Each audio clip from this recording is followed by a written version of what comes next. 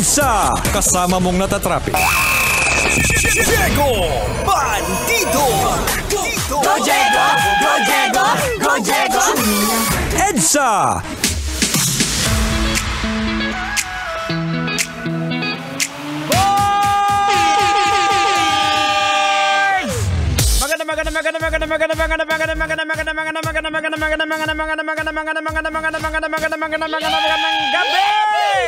Metro and Mega Manila, we got 32 minutes after 8 o'clock in the evening.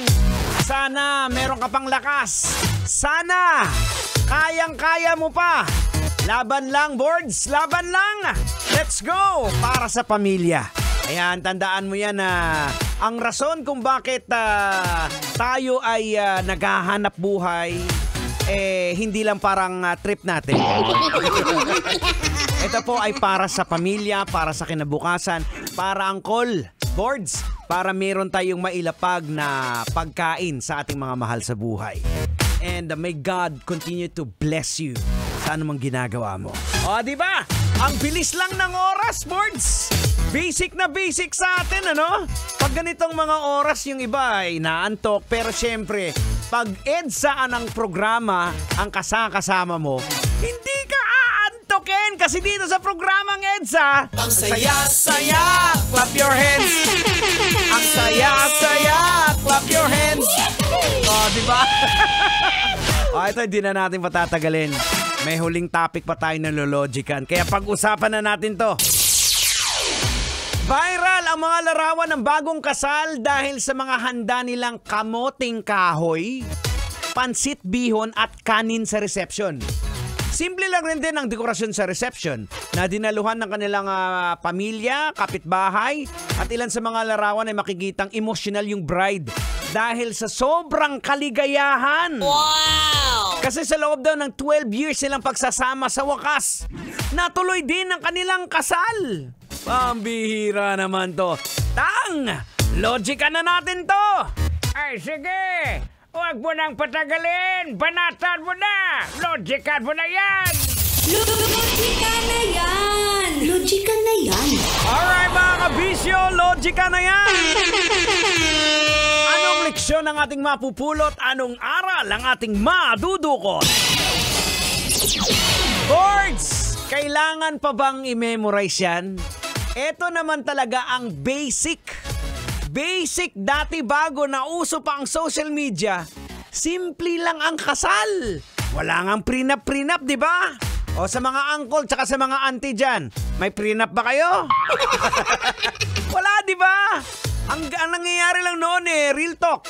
Mamanhikan lang after na magkasundo yung bawat angkan sabihin o ilang baboy sa inyo? Sa amin, 10 kilo. No.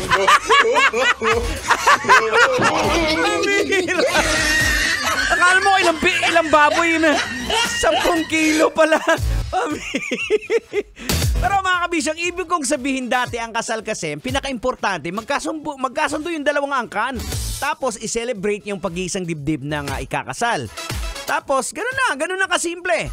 Walang pake sa handa, kahit ano pa, kahit kamoting kahoy pa yan o kamoting mismo, yung sweet potato. Talo-talo na yan kasi ang importante yung okasyon.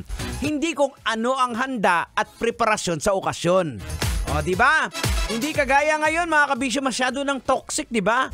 Now, logika natin. Bakit nagkukumahog ang mga ikakasal na dapat bongga, maganda ang kasal nila, dapat magustuhan ng mga bisita kahit wala silang kaya sa pinansyal? Kailangan pa bang i-memorize yan? O dahil po yan sa social pressure?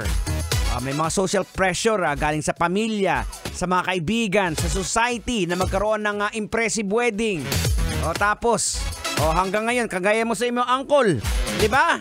Dahil na-pressure ka ng iyong biyenan na dapat bigyan ng magarbong kasal yung anak niya. O hanggang ngayon, nagbabayad kayo sa utang niyo sa kasal.